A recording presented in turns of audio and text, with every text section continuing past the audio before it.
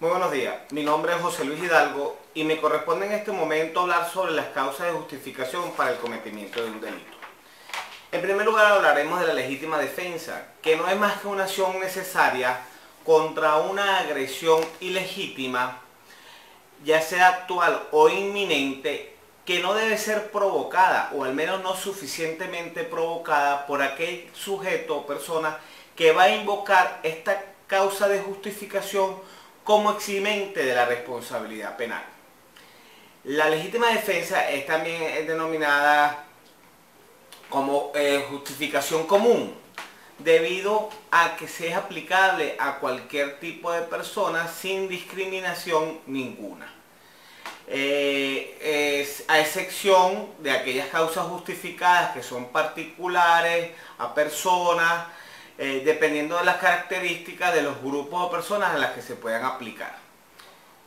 La legítima defensa es una causa justificada que generalmente encontramos en la mayoría de los códigos penales a nivel mundial. Se diferencian en las legislaciones de diferentes nacionalidades por los límites, por las condiciones en que se dan, pero en grandes rasgos podemos encontrarla en la mayoría de los códigos penales. En Venezuela se encuentra en nuestro Código Penal en el artículo 65, en el numeral 3, y me voy a permitir leerlo, donde dice: no es punible el que obra en defensa de propia persona o derecho, siempre que concurran las circunstancias siguientes. En primer lugar, agresión ilegítima por parte del que resulta ofendido por el hecho. Es decir, esa persona va a recibir una agresión que es antijurídica, es decir, que no está contemplada en derecho alguno. Es una agresión totalmente antijurídica o ilegítima. Segundo punto, la necesidad del medio empleado para impedirla o repelerla es otra de las características de la legítima defensa, en donde se habla de la proporcionalidad y de la inevitabilidad. En el primer punto, la proporcionalidad no es un aspecto matemático, sino un aspecto racional, un aspecto humano. Corresponde al juez determinar y colocarse en la mente de la persona agredida para determinar si hubo proporcionalidad en los recursos empleados para la legítima defensa, porque ya no se habla, como dije anteriormente, de una proporcionalidad matemática, sino de una proporcionalidad de los medios empleados. Sin embargo, hay que recordar que la persona agredida está en un momento que no está mentalmente estable para determinar si hay una proporcionalidad, sino que son cuestiones de segundo, hay una defensa inmediata y bueno, corresponderá pues al juez determinar si hubo una proporcionalidad de los medios empleados. Y la inevitabilidad tiene que ver sobre todo con el caso de la fuga, que no es un término jurídicamente obligatorio. La fuga también contempla dos aspectos. Uno, si no contempla un daño mayor a la persona, que por ejemplo, si la persona, el sujeto activo que se está enfrentando a una agresión y se va a fugar y se va a caer por un barranco, obviamente el peligro va a ser mayor, entonces no es aplicable ahí la fuga. Y el otro aspecto es la deshonra en la fuga. Y un caso típico es cuando se enfrentan, hay una agresión por parte de un borracho o por parte de un loco, entonces pues no hay deshonra en la fuga y ahí sí se consideraría la fuga como obligatoria. El tercer punto que habla nuestro Código Penal es la falta de provocación suficiente de parte del que pretenda haber obrado en defensa propia. Es decir, no debe haber una provocación, no se debe determinar, el juez si determina que hubo una provocación mayor para que indujo esa agresión, pues lamentablemente no se puede invocar el concepto de legítima defensa. Ahora bien, si el juez determina que hubo una provocación insuficiente, pues obviamente allí pudiéramos entonces invocar la legítima defensa. Otra causa de justificación es la denominada estado de necesidad. El estado de necesidad, llamado también situación de necesidad, situación necesaria o estado de necesidad supralegal, es aquella situación de peligro actual, peligro grave, actual e inminente que atente contra los bienes jurídicos jurídicamente protegidos y que para salvaguardarlos es necesario que el agente necesita sacrificar los bienes jurídicos de otra persona.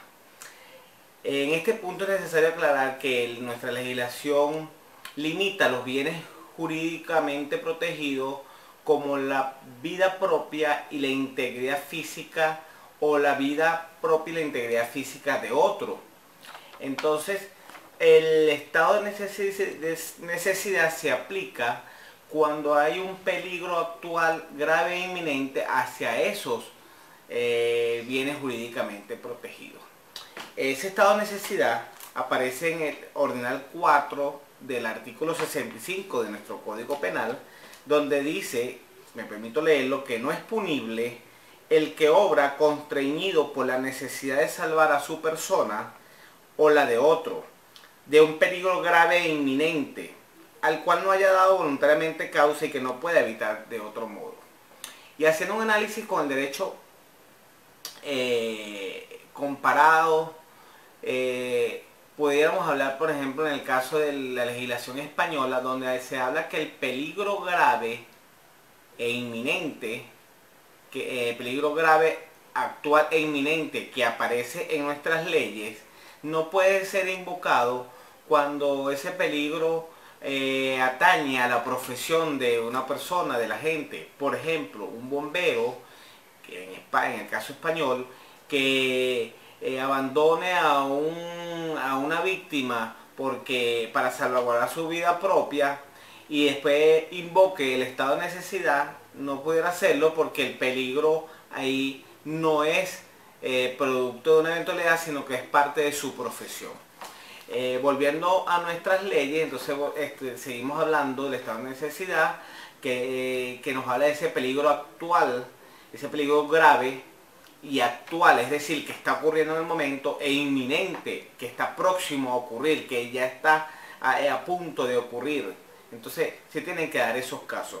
Otro aspecto que se dé en el estado de necesidad es el que no haya dado voluntariamente causa, es decir, que la gente no tenga dolo en el cometimiento de la causa, del peligro inminente de hacerse bien jurídico, porque si el causante de ese peligro es el mismo agente que va a invocar el estado de necesidad, pues ahí no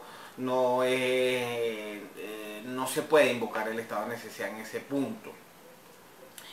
Y que no puede evitar de otro modo, es decir, yo no puedo invocar el estado de necesidad para salvaguardar o para eximir la responsabilidad penal en el caso del cometimiento de un delito, porque he tenido que sacrificar los bienes jurídicos de otra persona para salvaguardar el bien jurídico propio. Voy a poner un ejemplo.